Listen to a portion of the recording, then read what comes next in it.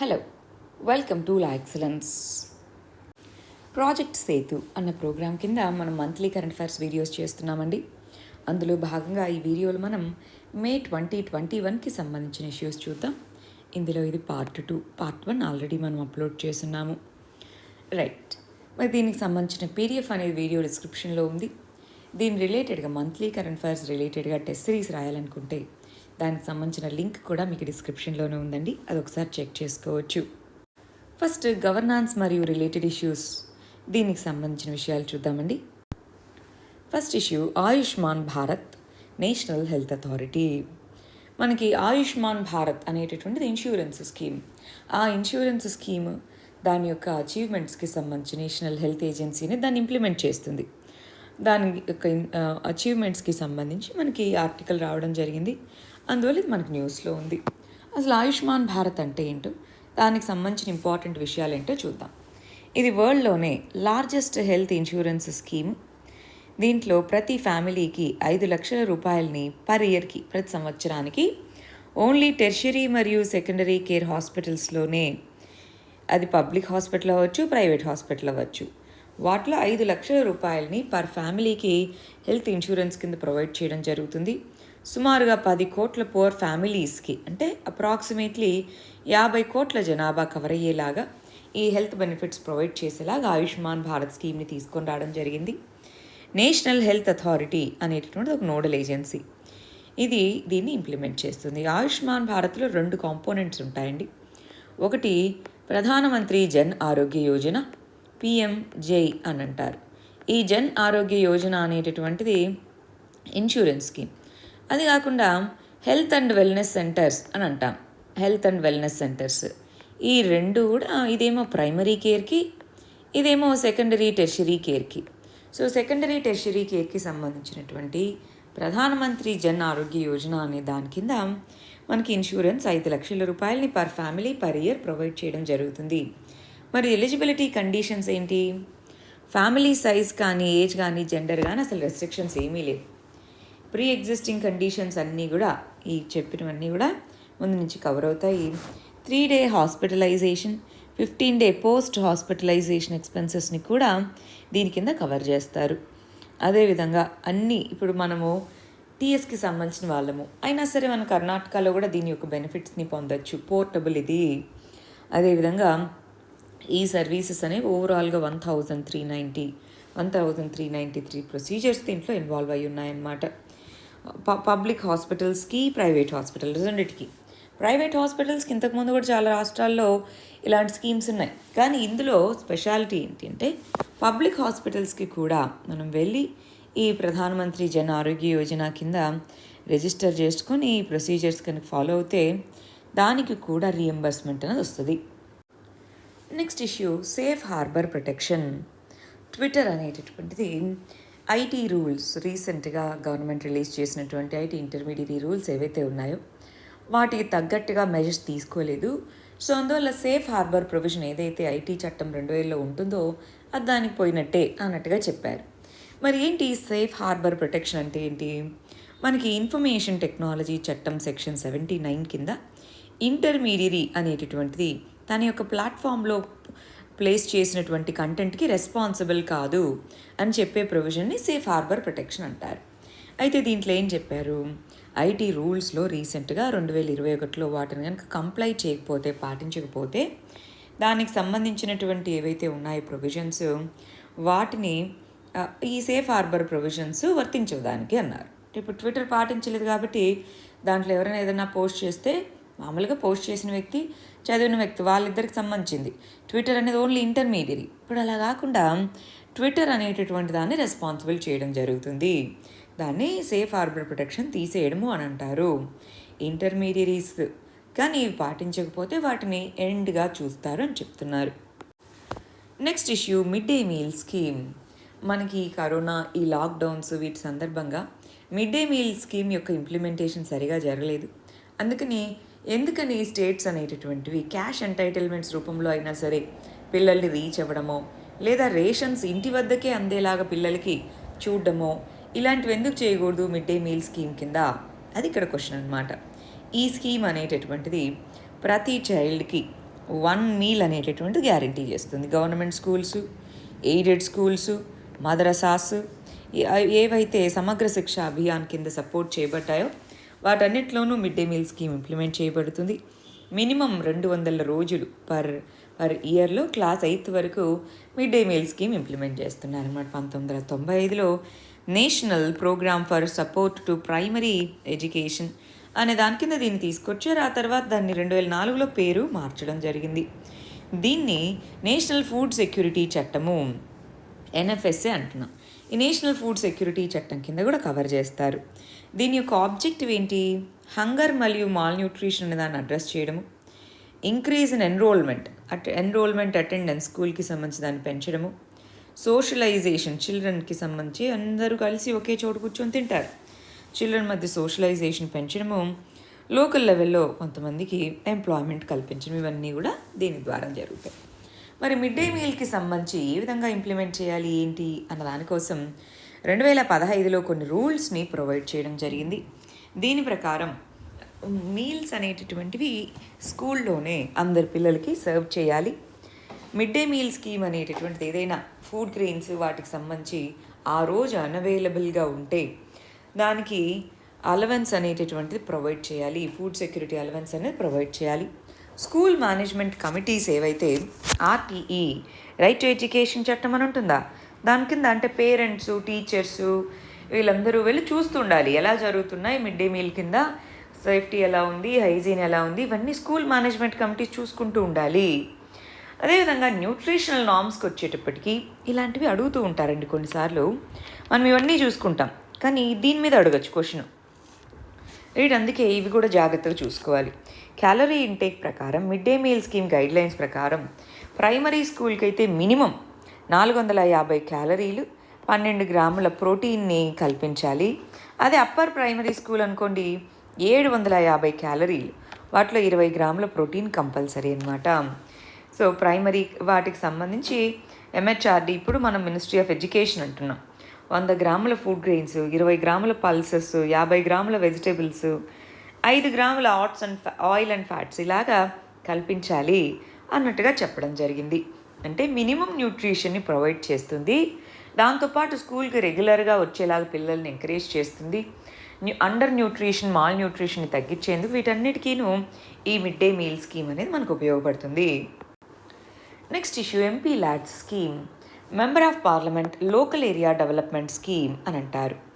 ఈ లోకల్ ఏరియాని డెవలప్ చేయడానికి ప్రతి ఎంపీకి, అదే రాష్ట్రంలో అయితే MLA లాడ్స్ అంటారు, MLAస్కి లోకల్ ఏరియా డెవలప్మెంట్ కోసం ఇచ్చే ఫండ్స్. ఇక్కడైతే ఈ ఎంపీకి లోకల్ ఏరియా డెవలప్మెంట్కి ఇచ్చే ఫండ్స్ అనమాట.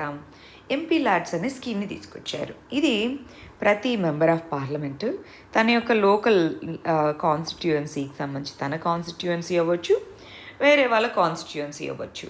సో దాంట్లో ఆ రాష్ట్రంలో మనకి జనరల్గా అయితే వాళ్ళ కాన్స్టిట్యుయెన్సీలోనే చేస్తారు. వర్క్స్ని రికమెండ్ చేయొచ్చు. దాన్ని ఇంప్లిమెంట్ చేయడము, ఫండ్స్ అదంతా డిస్ట్రిక్ట్ లెవెల్లో చూసుకుంటారు. ఈ శాంక్షన్ చేసిన వర్క్స్ని ఇంప్లిమెంట్ చేయడం దగ్గర నుంచి ఓవరాల్గా ఇంప్లిమెంటేషన్, మానిటరింగ్ అంతా వీళ్ళు చేసుకుంటారు. మరి దీన్ని ఎలా విధంగా జరుగుతుంది ఏంటి, డిస్ట్రిక్ట్ అథారిటీ ఎలా ఇంప్లిమెంట్ చేస్తుందని ministry of statistics and program implementation MOSPI అంటాం, ఇది చేస్తూ ఉంటుందన్నమాట. కంప్లీటెడ్ వర్క్స్ అన్ని లిస్ట్ చేసుకుంటారు. మనం కూడా సిటిజన్స్ చూసుకుంటూ ఉండొచ్చు, ఏంటి మా కాన్స్టిట్యుయెన్సీలు ఏం జరుగుతున్నాయి, ఎంత ఖర్చు పెడుతున్నారు, ఇవంతా RTI కింద తెలుసుకోవచ్చు. మరి MP లాడ్స్ స్కీమ్ కింద 5 కోట్ల రూపాయలని యాన్యువల్గా 2 ఇన్స్టాల్మెంట్స్లో డిస్ట్రిక్ట్స్కే డైరెక్ట్గా మనీ వెళ్తాయి. ఎంపీకో ఎమ్మెల్యేకి వెళ్ళవు, డైరెక్ట్గా డిస్ట్రిక్ట్స్కే మనీ అనేటటువంటిది వెళ్తుందన్నమాట. మరి ఇనీషియల్గా మినిస్ట్రీ ఆఫ్ రూరల్ డెవలప్మెంట్ కింద దీన్ని ప్లేస్ చేశారు ఈ స్కీమ్ని. ఆ తర్వాత దీని యొక్క మానిటరింగ్ ఇవన్నీ చూసుకోవాలి కదా, అందుకోసం ministry of statistics program implementation కింద ప్లేస్ చేయడం జరిగింది. మరి ఏ ఏరియాస్లో వీళ్ళు వర్క్స్ని రికమెండ్ చేయొచ్చు? Drinking water facility, education, public health, sanitation, roads, ఇలాంటి వాటిలో ఈ ప్రాజెక్ట్స్ అనేటటువంటి ప్రయారిటీ బేసిస్లో తీసుకుంటారు.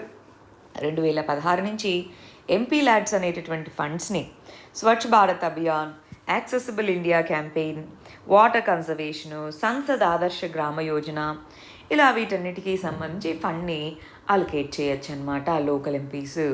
అయితే దీంట్లో చాలా ఫండ్స్ అన్యూటిలైజ్డ్గా అలా ఉండిపోతున్నాయి, ఇంప్లిమెంటేషన్ సరిగా లేదు, కరప్షన్, అవకతవకలు అని చెప్పి 2 సంవత్సరాలు దీన్ని సస్పెండ్ చేయడం జరిగింది. సో అది కూడా మనం ఇక్కడ గమనించాలి. Next issue, central adoption resources authority, CARA అని పిలుస్తాం. Central adoption resources authority, supreme court అనేది స్టేట్స్ని, యూనియన్ టెరిటరీస్ని స్ట్రింజెంట్ యాక్షన్ తీసుకోండి. ఎవరైతే ఇండివిజువల్స్, ఎన్జిఓస్ ఈ కోవిడ్ టైంలో 2 పేరెంట్స్ని కోల్పోవడమో, గార్డియన్ని కోల్పోయిన వాళ్ళు ఉంటారా, కోవిడ్ ఆర్ఫన్స్ అంటాం వాళ్ళని. ఆ కోవిడ్ ఆర్ఫన్స్ అనేటటువంటి వాళ్ళు ప్రైవేట్ ఇండివిజువల్స్, ఈ ఎన్జిఓస్ కొంతమంది వాళ్ళని ఇల్లీగల్గా అడాప్ట్ చేసుకుంటున్నారు, దాన్ని చెక్ చేయండి అని సుప్రీంకోర్టు, చెక్ పెట్టండి దానికి అని సుప్రీంకోర్టు అడగడం జరిగింది. ఖచ్చితంగా కారా యొక్క పర్మిషన్తోనే అడాప్షన్స్ జరగాలి, ఇల్లీగల్గా జరగకూడదు. ఆ విధంగా స్టేట్స్, యూనియన్ టెరిటరీస్ చర్యలు తీసుకోండి అన్నారు. దానికి సంబంధించి అసలు ఈ కారా అంటే ఏంటో తెలుసుకోవాలి కదా. కారా సెంట్రల్ అడాప్షన్ రిసోర్సెస్ అథారిటీ అంటాం. ఇది ministry of women and child development కింద ఉండేటటువంటి ఒక స్టాట్యూటరీ బాడీ. ఇది ఓవరాల్గా ఇండియాలో ఇండియన్ చిల్డ్రన్ అడాప్ట్ చేసుకోవడానికి ఇది ఒక నోడల్ ఏజెన్సీ అన్నమాట. విత్ ఇన్ ది కంట్రీ 2 దేశాల మధ్యలో అడాప్షన్స్ జరిగినప్పుడు మన దేశం నుంచి, ఫారెన్ నుంచి వేరే వాళ్ళు వచ్చి అడాప్ట్ చేసుకోవచ్చు. చేసుకున్న దాన్ని దీని యొక్క రూల్స్ ప్రకారమే రెగ్యులేట్ చేయడం జరుగుతుంది, దీని యొక్క మ్యాండేట్ ప్రకారమే చూస్తారు. దీన్ని ఒక సెంట్రల్ అథారిటీగా డిక్లేర్ చేయడం జరుగుతుంది. మనకి Hague convention on inter country adoption ఉంది, దాని కింద ఇదే నోడల్ ఏజెన్సీ అన్నమాట. ప్రైమరీగా adoption of orphans, abandoned children, surrendered children, వీటన్నిటికీ సంబంధించి వాళ్ళ డేటాబేస్ని మెయింటైన్ చేసుకుంటుంది. వాళ్ళందరికీ సంబంధించి అడాప్షన్స్ చేయేటప్పుడు ఆ రూల్స్, ప్రొసీజర్స్ని పెడుతుంది. దానికి సంబంధించినటువంటి డిస్ట్రిక్ట్ ఆఫీసెస్కి వెళ్ళి మనం అడాప్ట్ చేసుకుంటాం అన్నమాట. రెగ్యులేషన్స్ వీటన్నిటిని తీసుకొని వస్తుంది. అదేవిధంగా జువెనైల్ జస్టిస్ చట్టము, దాని కింద కూడా ఏ విధంగా అడాప్షన్ రిలేటెడ్ మ్యాటర్స్ని చూసుకోవాలి, వాటిని కూడా CARA అనే అథారిటీ, ఒక స్టాట్యూటరీ బాడీ, ఇది చూసుకుంటుంది. నెక్స్ట్ ఇష్యూ, ఆపరేషన్ సముద్ర సేతు. మన ఇండియన్ నేవీ అనేటటువంటిది ఆపరేషన్ సముద్ర సేతు అనే దాన్ని లాంచ్ చేయడం జరిగింది. దేనికి సంబంధించి, ఆక్సిజన్ అనేటటువంటి కొరత ఉండింది. ఆక్సిజన్ కొరతను తీర్చడానికి వివిధ దేశాల నుంచి ఆక్సిజన్ క్రయోజనిక్ ట్యాంకర్స్ని ఇంపోర్ట్ చేసుకోవాలి. దానికోసం ఆపరేషన్ సముద్ర సేతు అనేటటువంటి దాన్ని లాంచ్ చేయడం జరిగింది. మనకి ఫస్ట్ వేవ్ పీరియడ్లో ఆపరేషన్ సముద్ర సేతు కింద వివిధ దేశాల్లో మన వాళ్ళు ఉండిపోయిన వాళ్ళందరినీ వెనక్కి తీసుకొచ్చారు. ఇప్పుడు సముద్ర సేతు 2లో 7 షిప్స్ని పంపించి వాటితో liquid medical oxygen filled cryogenic tankers ఏవైతే ఉన్నాయో వాటిని తీసుకొచ్చాం. మనము ఏప్రిల్ మంత్కి సంబంధించిన కరెంట్ అఫైర్స్ చదివినప్పుడు అసలు ఈ క్రయోజనిక్ ట్యాంకర్స్ ఏంటో, వాటిలోనే ఆక్సిజన్ ఎందుకు క్యారీ చేసి తీసుకొని రావాలో ఇవి చదువుకున్నాం, గుర్తుందా? సో అలా అన్నమాట. మరి INS జలస్వాని ఇవన్నీ కూడా మనకి సింగపూర్ ఇలాంటి వాటి దగ్గర నుంచి క్రయోజనిక్ ట్యాంకర్స్ని క్యారీ చేసుకొని ఆక్సిజన్ సప్లై కోసం హెల్ప్ చేయడం జరిగింది సముద్ర సేతు. ఇనీషియల్గా 2020లో లాస్ట్ ఇయర్లో వచ్చేటప్పటికి ఇండియన్ సిటిజన్స్ని ఇక్కడికి తీసుకొని రావడానికి, సెకండ్ వేవ్ పీరియడ్లో వచ్చేటప్పటికి ఇక్కడ ఆక్సిజన్ ట్యాంకర్స్ని క్యారీ చేయడానికి ఇండియన్ నేవీ ద్వారా ఇంప్లిమెంట్ చేయబడ్డ ప్రోగ్రాం పేరు Samudra Setu 2. Next issue, PVTGs, particularly vulnerable tribal groups అని అంటున్నాం. మనకి వ్యాక్సిన్స్ అనేటటువంటివి అందిస్తూ ఉన్నారు. ఆ వ్యాక్సిన్స్కి సంబంధించి చాలా ఫేక్ న్యూస్ ఇదంతా ఉంది. దాంట్లో బోండాస్ అని అంటాం, ఒడిస్సాకు సంబంధించినటువంటి పర్టికులర్లీ వల్నరబుల్ ట్రైబల్ గ్రూప్స్. ఈ బోండాస్ ముందుగానే వాళ్ళ సంఖ్య చాలా చాలా తక్కువగా ఉంది. మరి వ్యాక్సిన్ హెసిటెన్సీ పెరిగి అక్కడ వ్యాక్సిన్ సప్లై సరిగా లేకుండా ఉంటే, వ్యాక్సిన్స్ అక్కడ వాళ్ళు తీసుకోకుండా ఉంటే ఏంటి పరిస్థితి? ఆ కంటెక్స్లో పర్టికులర్లీ వల్నరబుల్ ట్రైబల్ గ్రూప్స్ అనేటటువంటి కాన్సెప్ట్ మనకు న్యూస్లోకి వచ్చిందండి. PVTG అంటే ఉన్నటువంటి ట్రైబల్ గ్రూప్స్లో మోస్ట్ వల్నరబుల్ గ్రూప్స్ని PVTGస్గా మనం చెప్తామన్నమాట. వాటిలో పాపులేషన్ స్టాగ్నెంట్గా ఉన్నా లేదా డిక్లైన్ అవుతూ ఉన్నా, లిటరసీ లెవెల్స్ తక్కువ ఉండడం, ప్రీ అగ్రికల్చరల్ టెక్నాలజీస్ ఇలా ఉంటే ఆ కమ్యూనిటీస్ని PVTG కమ్యూనిటీ అంటారు. మనకి దేబర్ కమిషన్ అని అంటాం. దేబర్ కమిషన్ అనేటటువంటిది అప్పుడున్నటువంటి ప్రిమిటివ్ ట్రైబల్ గ్రూప్స్ని ఒక సపరేట్ కేటగిరీగా చేయాలి అన్నారు. కానీ ప్రిమిటివ్ అనే టర్మ్ బదులు 2006లో ఈ పర్టికులర్లీ వల్నరబుల్ ట్రైబల్ గ్రూప్స్ అనేటటువంటి దానిగా మనం మార్చడం జరిగింది. మనకి 75 టోటల్గా పర్టికులర్లీ వల్నరబుల్ ట్రైబల్ గ్రూప్స్ని 18 రాష్ట్రాల్లో union territory of Andamans 2011 census ప్రకారం దీంట్లో తీసుకొచ్చారు. Highest number of tribal groups primitive tribal groups ఒడిస్సాలో, ఆ తర్వాత ఏపీలో ఉన్నారు. మరి పర్టికులర్లీ వల్నరబుల్ ట్రైబల్ గ్రూప్స్కి సంబంధించి ఒక స్కీమ్ అనేది తీసుకొని రావడం జరిగింది. మినిస్ట్రీ ఆఫ్ ట్రైబల్ అఫైర్స్ అనేది పర్టికులర్లీ వల్నరబుల్ ట్రైబల్ గ్రూప్కి సంబంధించి స్పెసిఫిక్గా ఒక ప్రోగ్రామ్ అనమాట. దీని కింద ఏం క్రైటీరియా ఫాలో అవుతున్నారు? ప్రీ అగ్రికల్చరల్ లెవెల్ టెక్నాలజీ వాడుతూ ఉండాలి, స్టాగ్నెంట్ లేదా డిక్లైనింగ్ పాపులేషన్ ఉండడం, లిటరసీ రేట్స్ తక్కువగా ఉండడం, ఎకానమీ అనేది సబ్సిస్టెన్స్ లెవెల్గా ఉండడం. ఈ క్రైటీరియాని ఫాలో అయితే అటువంటి ట్రైబల్ గ్రూప్స్ని పర్టికులర్లీ వల్నరబుల్ ట్రైబల్ గ్రూప్స్ అనేటటువంటి దానిగా డిక్లేర్ చేయడం జరుగుతుంది. Next issue environment and disaster management. First చూడండి, స్టేట్ డిజాస్టర్ రెస్పాన్స్ ఫండ్. రీసెంట్గా మన సెంట్రల్ గవర్నమెంట్ అనేటటువంటిది స్టేట్ డిజాస్టర్ రెస్పాండ్ ఫండ్కి ఫస్ట్ ఇన్స్టాల్మెంట్ని మామూలుగా జూన్లో అందించాల్సి ఉంటే మేలోనే అందించింది అనమాట. ఎందుకని? స్టేట్స్ కోవిడ్-19 ఎదుర్కోవాలి కదా, దానికి సంబంధించి ఫండింగ్ అది ఉంటుంది అని చెప్పేసి ఈ ఫండ్ కింద ముందుగానే మనీ అలొకేషన్స్ అనేవి చేయడం జరిగింది. ఈ స్టేట్ డిజాస్టర్ రెస్పాన్స్ ఫండ్ అనేటటువంటి దాన్ని నేషనల్ డిజాస్టర్ మేనేజ్మెంట్ చట్టము దాని కింద సెక్షన్ 448 కింద తీసుకొచ్చారు. ఎవరి రికమెండేషన్స్ ప్రకారం? 13వ ఆర్థిక సంఘం 13th ఫినాన్స్ కమిషన్ రికమెండేషన్ ప్రకారం ఈ ఫండ్ అనేటటువంటిది స్టేట్ గవర్నమెంట్స్ కొన్ని నోటిఫైడ్ డిజాస్టర్స్ అంటారు, SDRF అనే దాని కింద లిస్ట్ ఆఫ్ డిజాస్టర్స్ ఉంటాయి, వాటికే దాని కింద ఉన్న ఫండ్ వాడతారనమాట. అలాగా కొన్ని నోటిఫైడ్ డిజాస్టర్స్ ఏవైతే ఉన్నాయో వాటిని డీల్ చేసేదానికి స్టేట్ డిజాస్టర్ రెస్పాన్స్ ఫండ్ అనేది ఉపయోగపడుతుందన్నమాట. దీంట్లో సెంటర్ అనేది 75% కాంట్రిబ్యూట్ చేస్తే స్టేట్స్ అనేటటువంటి మిగిలిన 25%. అదే స్పెషల్ కేటగిరీ స్టేట్స్లో 95% సెంటర్, మిగిలిన 10% అనేది స్టేట్స్ అనేవి కాంట్రిబ్యూట్ చేసుకుంటాయి. యాన్యువల్గా 2 ఇన్స్టాల్మెంట్స్లో ఫినాన్స్ కమిషన్ యొక్క రికమెండేషన్స్ ప్రకారం దీంట్లోకి ఫండ్ అనేటటువంటిది ఇస్తూ ఉంటారనమాట. అయితే లోకల్ డిజాస్టర్స్ ఓన్లీ ఈ ఓవరాల్గా ఉన్నటువంటి స్టేట్ డిజాస్టర్ రెస్పాన్స్ ఫండ్లో ఓన్లీ 10% లోకల్ డిజాస్టర్స్గా వాటికి వాడుకోవచ్చు అనమాట. రైట్, ఇక్కడ ఒక్కసారి NDMA చట్టాన్ని గుర్తెచ్చుకోండి. స్టేట్ డిజాస్టర్ రెస్పాన్స్ ఫండ్ అని, స్టేట్ డిజాస్టర్ మిటిగేషన్ ఫండ్ అని, అదే నేషనల్ లెవెల్లో అయితే నేషనల్ డిజాస్టర్ రెస్పాన్స్ ఫండ్ అని, నేషనల్ డిజాస్టర్ మిటిగేషన్ ఫండ్ అని ఉంటాయి. వారి 4టికి తేడాలేంటి ఒకసారి క్విక్గా రివిజన్ చేసుకుంటారా? Next issue national mission on biodiversity and human wellbeing. Government మనకి రీసెంట్గానే national mission on biodiversity and human wellbeing అనేది లాంచ్ చేయడం జరిగింది. మనకి WHO కింద వన్ హెల్త్ అనే కాన్సెప్ట్ ఉంది. వన్ హెల్త్ అంటే అటు యానిమల్స్, ఇటు మన చుట్టూ ఉన్న ఎన్విరాన్మెంట్, ఇటు హ్యూమన్స్ అందరూ కలిసికట్టుగా ఉండాలి. హ్యూమన్స్ యొక్క హెల్త్ని ప్రొటెక్ట్ చేయాలని అన్నిటినీ ప్రొటెక్ట్ చేయాలి. మనకిప్పుడు WHO అనేది జూనోటిక్ డిసీజ్ అన్నిటికంటే పెద్ద ప్రాబ్లం అది. ఈ జూనోటిక్ డిసీజ్ దేనివల్ల వస్తున్నాయి? యానిమల్స్ నుంచి హ్యూమన్స్కి వస్తున్నాయి. మరి అలాంటప్పుడు యానిమల్ హెల్త్, మన చుట్టూ ఉన్నటువంటి ఎన్విరాన్మెంట్ హెల్త్, ఈ రెండింటినీ ప్రొటెక్ట్ చేస్తే కానీ హ్యూమన్ హెల్త్ అనేది ప్రొటెక్ట్ అవ్వదు. ఎస్, సో ఈ కంటెక్స్లో గవర్నమెంట్ ఆఫ్ ఇండియా అనేది national mission on biodiversity human wellbeing అనే దాన్ని లాంచ్ చేయడం జరిగింది.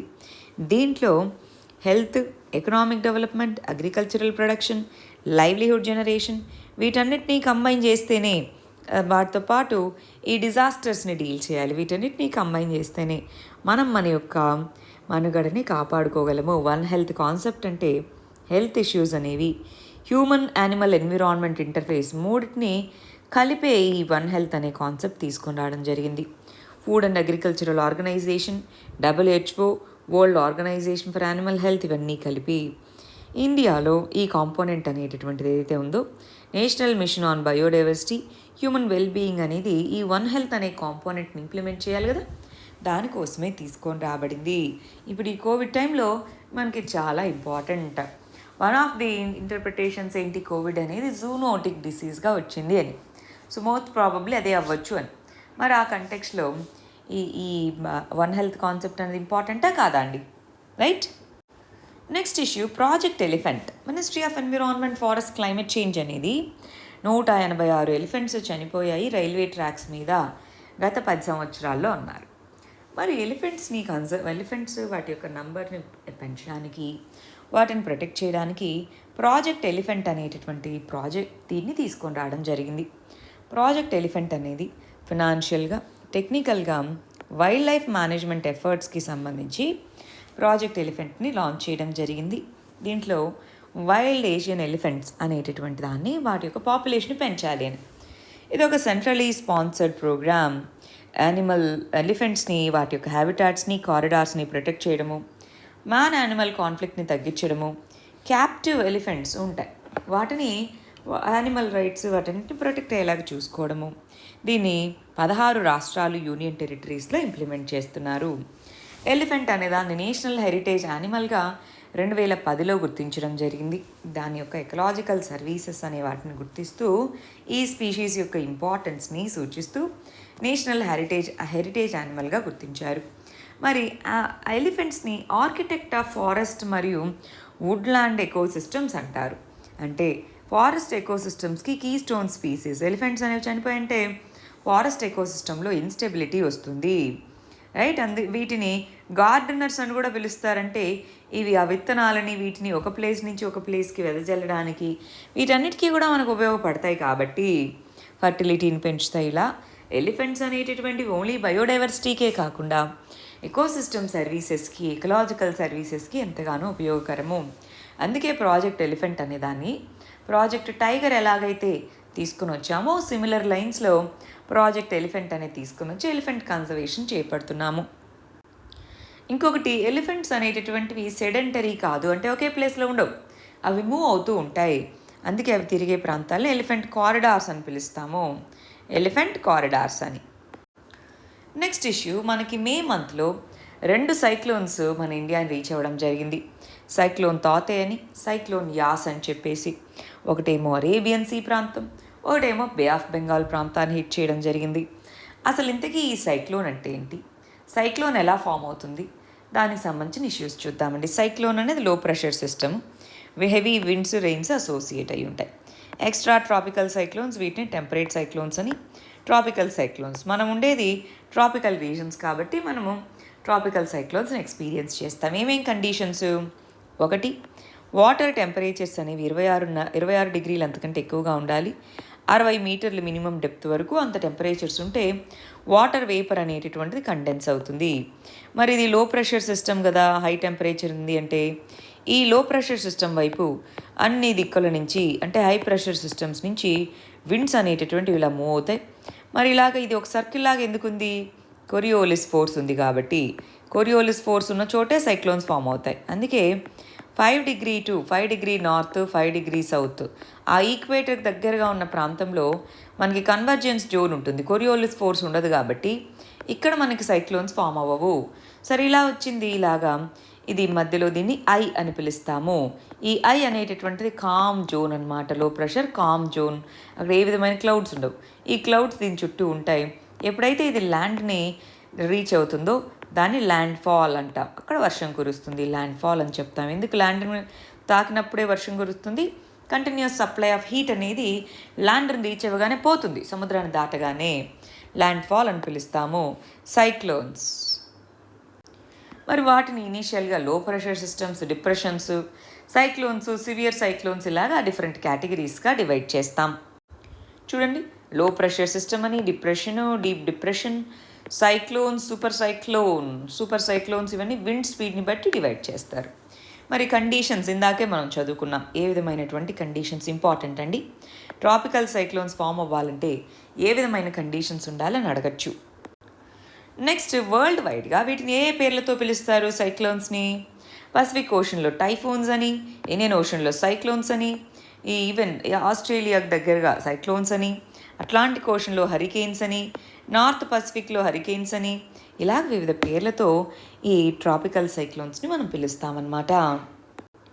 ఆస్ట్రేలియా ఇక్కడ విల్లీస్ అని కూడా పిలుస్తారు. ఒకసారి లిస్ట్ చూసుకోండి, మ్యాచ్ ది ఫాలోయింగ్ ఇవ్వచ్చు. మరి వీటికి నేమ్స్ ఎవరు పెడతారండి? సైక్లోన్స్ ఎవ్రీ ఓషన్ బేసిన్లో రీజనల్ సెంటర్స్ ఉంటాయి. మన ఇండియన్ ఓషన్ బేసిన్కి, నార్త్ ఇండియన్ ఓషన్ బేసిన్కి మన ఐఎండి రీజనల్ సెంటర్ అనమాట, ఇండియన్ మెట్రలాజికల్ డిపార్ట్మెంట్ అనేది. ఈ రీజనల్ సెంటర్ అనేది ఢిల్లీలో ఉంది. మనకి bay of Bengal, Arabian sea ప్రాంతంలో వచ్చినటువంటి సైక్లోన్స్కి సంబంధించి నేమ్స్ పెడతారు. అయితే ఈ నేమ్స్ అనేవి అబ్యూజివ్గానో, ఒక జెండర్ని, ఒక రిలీజన్ని సూచించేలాగానో ఉండకూడదు.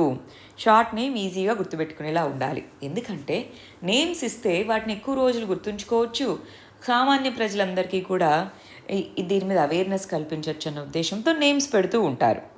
ఫర్ ఎగ్జాంపుల్ మనకి గులాబ్ అనేటటువంటి సైక్లోన్, ఇలాగ పేర్లు అనేవి పెడుతూ ఉంటారు. మరి ఎవరు పెడతారు పేర్లు? మనకి ఇందాక అన్నట్టు నార్త్ ఇండియన్ ఓషన్ రీజన్లో 13 దేశాలు ఉన్నాయి.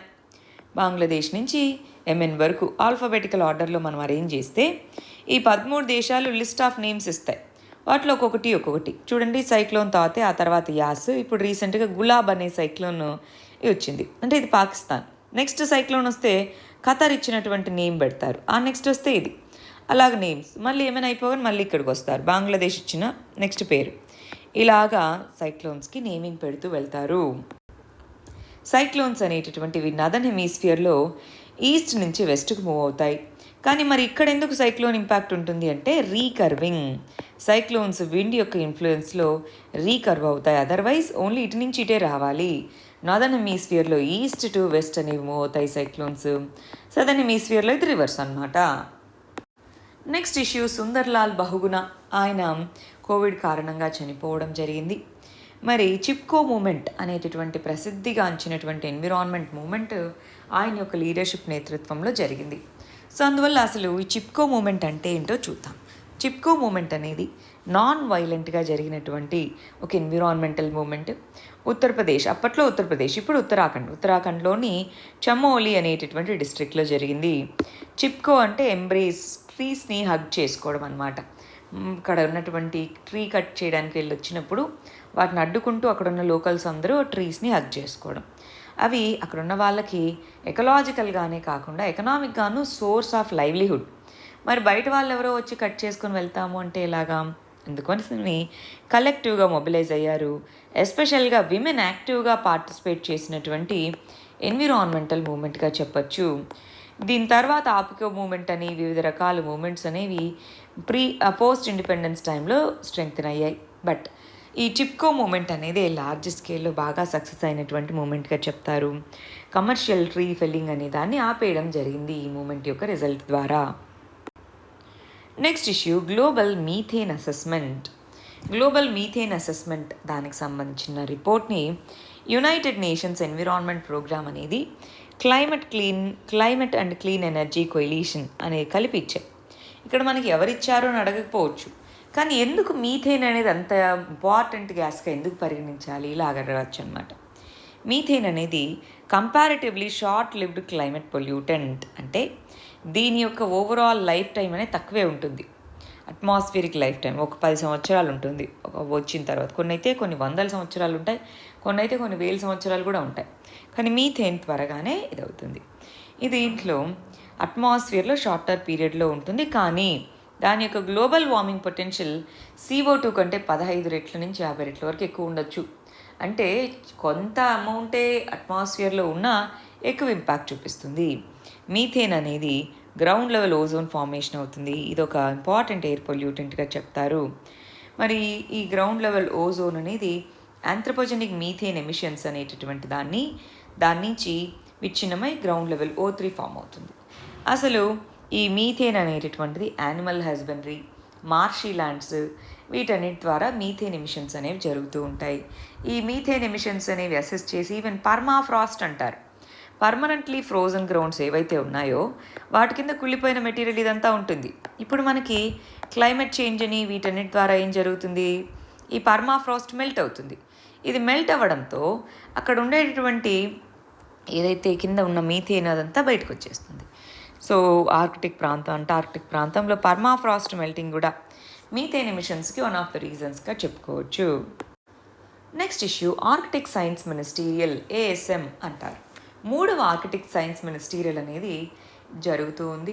ఐస్లాండ్ మరియు జపాన్ కలిసి అన్నమాట. మిగిలిన 2 మన యొక్క యూరప్ వీటిలో జరిగితే ఇదే మొట్టమొదటిగా ఏషియాలో జరుగుతున్నటువంటిది. ఈ ASM-1-2 అనేవి యుఎస్ఏలో జర్మనీలో జరిగాయి అన్నమాట. మరి ఇది 3వ మీటింగ్. దీంట్లో ఏంటి ఓవరాల్గా ఈ ఆర్కిటిక్ సర్కిల్ ప్రాంతంలో ఏ విధమైనటువంటి ఆపర్చునిటీస్ ఉన్నాయి, వాటిని ఏ విధంగా ఎంగేజ్మెంట్ ఉండాలి కంట్రీస్ మధ్యలో అన్నది డిస్కస్ చేసుకోవడం కోసం.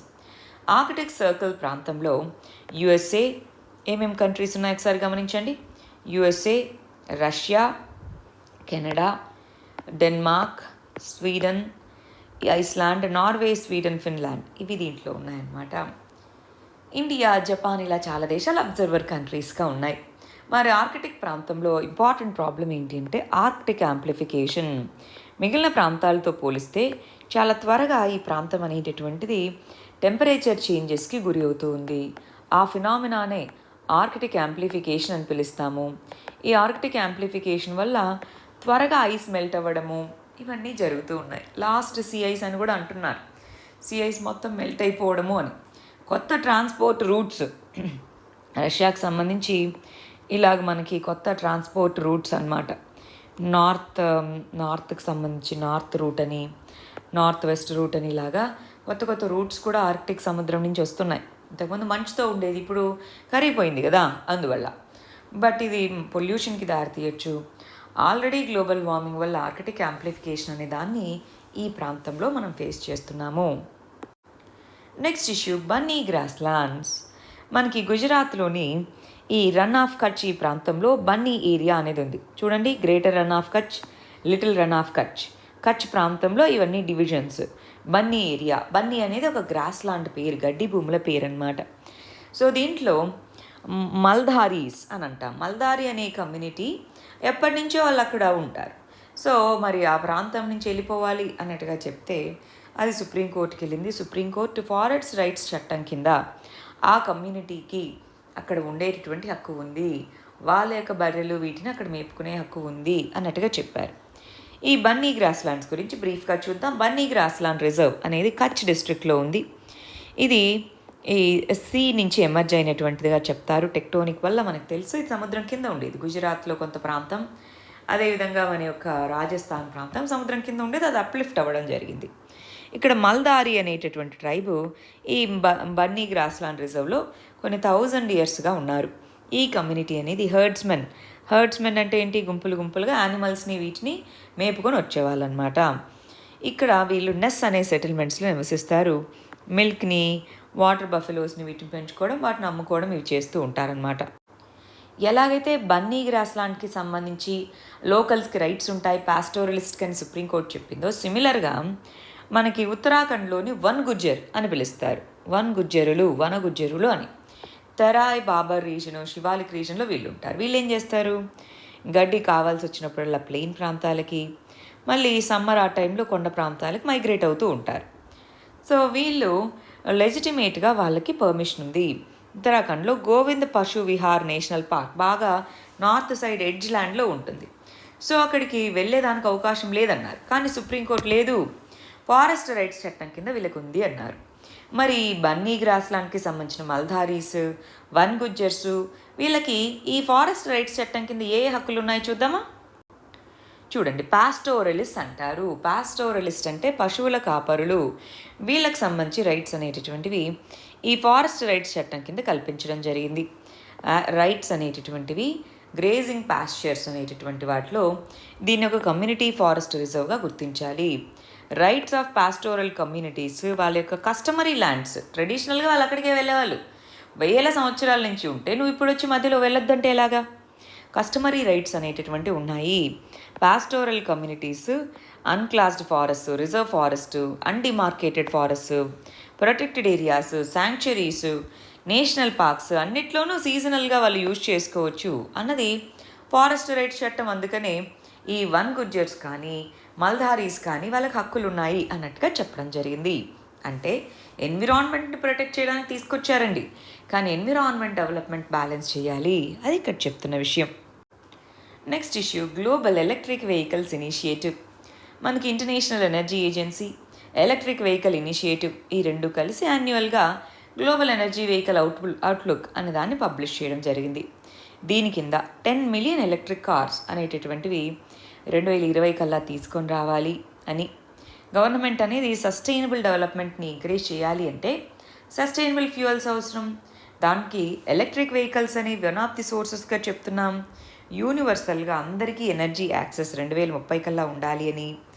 ఎమిషన్స్లో షార్ప్ రిడక్షన్స్ అనేవి తీసుకొని రావాలి అని. గ్లోబల్ క్లైమేట్ గోల్స్ ఏవైతే ప్యారిస్ అగ్రిమెంట్ కింద తీసుకొచ్చామో వాటన్నిటిని ఇంప్లిమెంట్ చేయడం అనేది సస్టైనబుల్ డెవలప్మెంట్ సినారియో. దానికోసం ఎలక్ట్రిక్ వెహికల్స్ హెల్ప్ అవుతాయి. అది ఇక్కడ చెప్తున్నటువంటిది.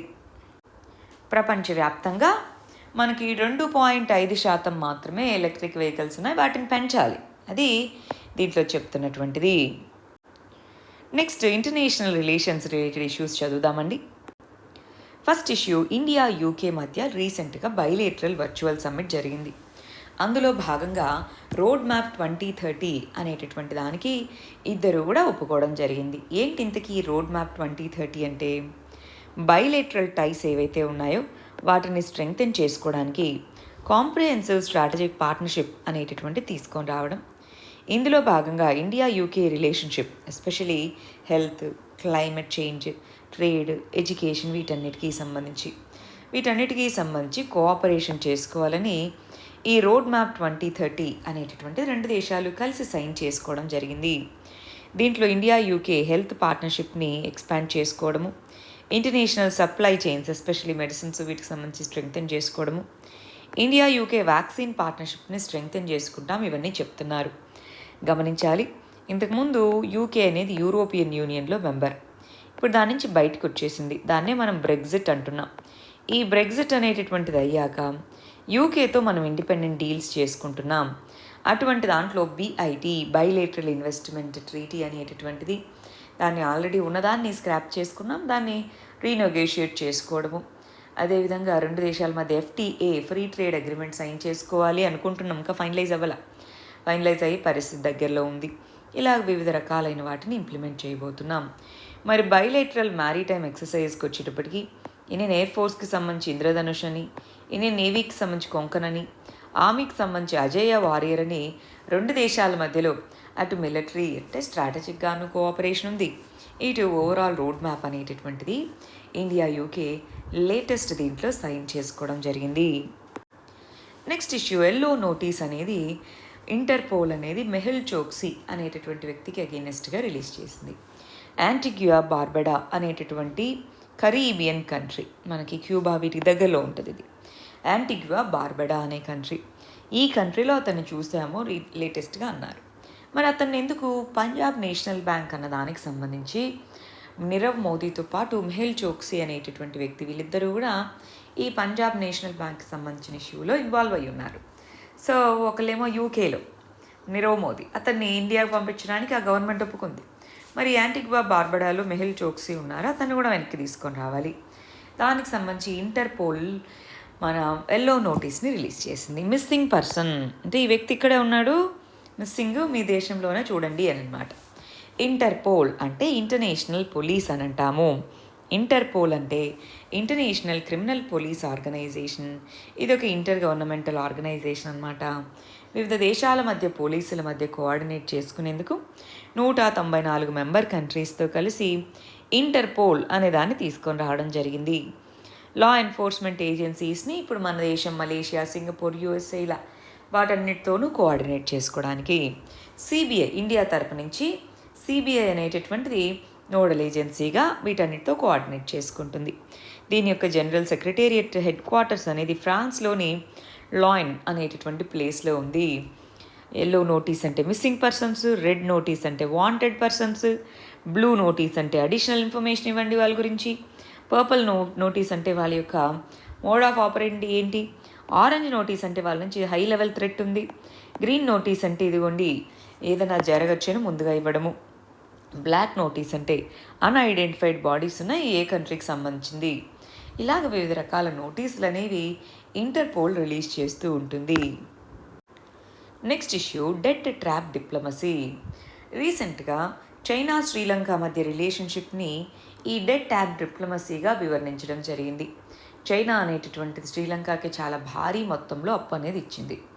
దాంతో దాన్ని స్ట్రాటజిక్గా కూడా కంట్రోల్ చేయాలనుకుంటుంది. సో ఆ కంటెక్స్లో ఈ డెట్ ట్రాప్ డిప్లొమసీ అనే పదం మనకి న్యూస్లో ఉందండి. అంటే ఏంటి?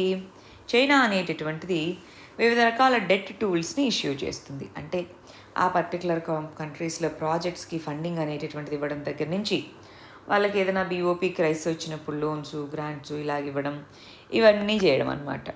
సో ఆ కంట్రీస్ దానికి హై రిస్క్, దానికి ఖచ్చితంగా ఫైనాన్షియల్గా ఆబ్లిగేటెడ్గా ఉండాల్సిందే. సో దాంతో ఈ ర్యాపిడ్గా పొలిటికల్ ఎకనామిక్ అసెండెన్సీ ఏదైతే చైనా అయిందో అది చాలా కంట్రీస్కి లోన్స్, కన్సెషనల్ లోన్స్ ఇలా ఇవ్వడం మొదలుపెట్టింది. So large scale infrastructure projects కానీ వాటన్నిటికీ.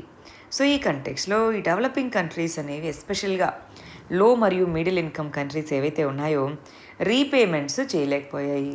దాంతో డెట్ ట్రాప్లో పడిపోయాయి. ఇప్పుడు చూడండి, ఫర్ ఎగ్జాంపుల్ శ్రీలంకలో హంబన్ తోట అనే ఏరియా ఉందా? ఈ హంబన్ తోట అనే ఏరియా చాలా సంవత్సరాల వరకు దానికి ఆపరేషనల్ కంట్రోల్ చైనాకి ఇచ్చేసింది. ఎందుకని? దానికి సంబంధించిన లోన్ కట్టలేక. సో ఇలా డెట్ ట్రాప్ డిప్లొమసీలో వాటిలో స్ట్రాటజిక్ లొకేషన్స్ వాటన్నిటిని ఆక్యుపై చేసుకోవడం, ఇలాగ చైనా ఫాలో అయ్యే మెథడ్ని డెట్ ట్రాప్ డిప్లొమసీగా పిలుస్తున్నారు. నెక్స్ట్ సెక్యూరిటీ రిలేటెడ్ ఇష్యూస్ గురించి చదువుదామండి. First issue P-81 deal. రీసెంట్గా యుఎస్ఏకి సంబంధించినటువంటి స్టేట్ డిపార్ట్మెంట్ అనేటటువంటిది మరి P-81 అనే 8I అనేటటువంటి ప్యాట్రోల్ ఎయిర్ క్రాఫ్ట్స్ అనేటటువంటి వాటిని సంబంధించి ఇండియాకి అమ్మడానికి ఒప్పుకుందన్నమాట. మరి 8 ఎయిర్ క్రాఫ్ట్స్ని ఎన్క్రిప్టెడ్ సిస్టమ్స్ వీటితో ఇండియాకి సేల్ చేయబోతున్నారు. ఆల్రెడీ ఇండియా మరియు యుఎస్ఏ మధ్యలో మనకి ఒక అగ్రిమెంట్ అనేటటువంటిది ఉంది. కంకోసా అంటున్నాం, communications compatibility and security agreement అంటాం. ఇది ఆల్రెడీ యుఎస్ఏతో మనకు ఉంది. సో ఈ కంటెక్స్లో 2019లోనే వీటిని కొనుక్కోవాలి అని చెప్పి ఇండియాకి సంబంధించిన డిఫెన్స్ అక్విజిషన్ కౌన్సిల్ అగ్రిమెంట్ చేసుకుంది. మరి దాన్ని యుఎస్ఏ అప్రూవ్ చేయాలి కదా, అదే రీసెంట్గా అప్రూవ్ చేసింది. అసలు ఏంటి దీని యొక్క స్పెషాలిటీ ఏంటి? P-8I అంటే ఏంటి అంటే ఇది ఒక లాంగ్ రేంజ్ మ్యారీటైమ్ రికగ్నైజెన్స్ యాంటీ సబ్మరీన్స్ని వీటిని టార్గెట్ చేయొచ్చు. రైట్, ఎయిర్ క్రాఫ్ట్ అనమాట.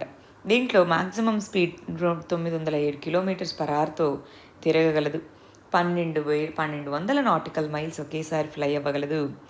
ఇండియన్ నేవీ ఇప్పుడు కనుక యుఎస్ఏ ఒప్పుకుంది, ఇండియన్ నేవీ దీన్ని ఫైనల్గా రిసీవ్ చేసుకుంటే ఇండియా అనేది ఫస్ట్ ఇంటర్నేషనల్ కస్టమర్ అవుతుంది P-8 ఎయిర్ క్రాఫ్ట్స్కి సంబంధించి. మరి మన లాస్ట్ ఇష్యూ ఈ వీడియోలో ఐరన్ డోమ్ సిస్టమ్ అనేటటువంటిది యాంటీ బ్యాలిస్టిక్ మిజైల్ సిస్టమ్ అని అంటారు. వాళ్ళు ఇజ్రాయెల్ అనేది దాన్ని ఐరన్ డోమ్ అన్నారు. మామూలుగా అయితే ఎలా పనిచేస్తుంది? లెట్ సైడ్ నుంచి మనకి మిజైల్స్ని లాంచ్ చేస్తున్నారు అనుకోండి. ఇక్కడ ఉన్నటువంటి కంట్రోల్ సిస్టమ్ రాడార్స్ అంటారు. ఈ రాడార్స్ అనేటటువంటి ముందుగానే ఓకే ఇలా మన ఎయిర్ స్పేస్లోకి ఇలా వస్తుందని డిటెక్ట్ చేస్తుంది. డిటెక్ట్ చేయగానే దాన్ని కౌంటర్ చేసేందుకు ఇక్కడి నుంచి మిజైల్ని పంపించి దాన్ని గాల్లోనే నిర్వీర్యం చేస్తారు, ఇక్కడ నష్టం జరగకుండా. అటువంటి సిస్టమ్స్ని యాంటీ బ్యాలిస్టిక్ మిజైల్ సిస్టమ్స్ అని అంటారు. అలా ఇజ్రాయెల్ దగ్గర ఉండేటటువంటి యాంటీ బ్యాలిస్టిక్ మిజైల్ సిస్టమ్ పేరే ఐరన్ డోమ్ సిస్టమ్. ఇక్కడ short range ground to air defence system అనేటటువంటిది ఇజ్రాయెల్కి సంబంధించినటువంటి దాన్ని ఐరన్ డోమ్ సిస్టమ్ అని అంటున్నారు. దీన్ని రఫేల్ కాదు, ఇది రఫాయల్ వేరు. రఫాయల్ అడ్వాన్స్ డిఫెన్స్ సిస్టమ్ ఇజ్రాయెల్కి సంబంధించింది. రఫేల్ అంటే ఫ్రాన్స్ కంపెనీ కదా. Raphael advance defence system Israeli aerospace industries ఇవి కలిసి డిప్లాయ్ చేయడం జరిగింది. ఈ రఫాయల్ అనేటటువంటిది 90% వరకు వచ్చేటటువంటి మిజైల్స్ అన్నిటినీ అట్ ఏ టైం మల్టిపుల్ వచ్చినా సరే దాన్ని ట్రాక్ చేసి దాన్ని గాల్లోనే నిర్వీర్యం చేయగలిగే క్యాపబిలిటీ ఉంది అన్నట్టుగా చెప్పడం జరిగింది. ఐరన్ డోమ్ సిస్టమ్ గాజా మరియు ఇజ్రాయెల్ వార్ రీసెంట్గా జరిగినప్పుడు దీన్ని ఇజ్రాయెల్ డిప్లాయ్ చేసుకోవడం జరిగింది. ఇవి పార్ట్ 2కి సంబంధించిన ఇంపార్టెంట్ ఇష్యూస్ అండి. All the very best. Thank you very much.